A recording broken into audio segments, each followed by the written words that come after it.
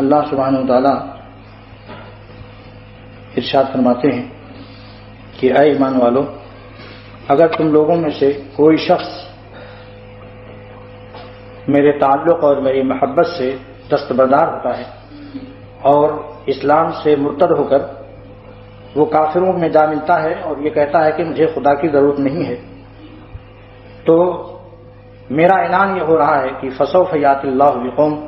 اس کے کافر ہونے سے اسلام کو کوئی نقصان نہیں پہنچ سکتا اور نہ اللہ تعالیٰ کی ذات کو نقصان پہنچ سکتا ہے۔ فسوف یأتی اللہ بقوم، اللہ دوسری قوم پیدا فرمائیں گے، یحبہم، کہ اللہ تعالیٰ ان سے محبت فرمائیں گے، ویحبونہ، اور وہ لوگ اللہ تعالیٰ سے محبت فرمائیں گے۔ اس کی ایک مثال حکیم الامت مجدد الملت مولانا اشرف علی صاحب تھانوی نور اللہ قدہ نے تفسیر بیان القرآن میں بہت عمدہ مثال دی ہے کہ اگر کوئی شخص اسلام کی خدمت، دین کی خدمت، اللہ والوں کے سے تعلق جوڑنے سے اور اللہ سے جڑنے سے بھاگتا ہے اور استغنا کرتا ہے اور کہتا ہے میری دل بہلانے کے لیے میرا کاروبار اور میری کار اور موجودہ سرکار ہے اور میرا یہ موزیک کا فرش اور صوفے اور بنگلے اور ریڈیو کی گانے، بس اس میں دل بہلا لیں گے، ہمیں کیا ضرورت ہے اللہ اللہ کرنے کی، نماز پڑھنے کی، اللہ والوں کے پاس جانے کی۔ تو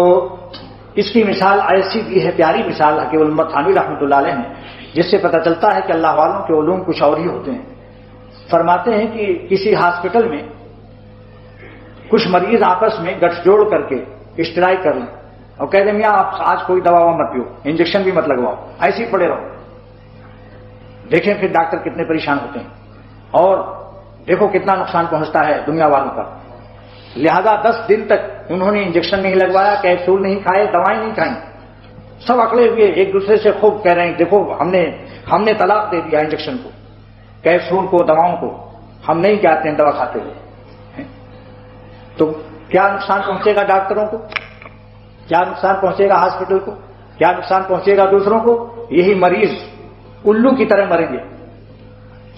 اس حماقت کا سارا وبال انہی مریضوں پر لوٹے گا۔ ڈاکٹر ان کی دوا چھوڑنے سے بیمار نہیں ہو جائے گا، کسی کو نقصان نہیں پہنچے گا، جو مرتا ہے ایڑی رگڑ رگڑ کے، دوسروں کا کیا نقصان ہے؟ اللہ کیا مثال دی، واقعی میں نے یہ مثال پڑھ کر آج مجھے بہت مزہ آیا۔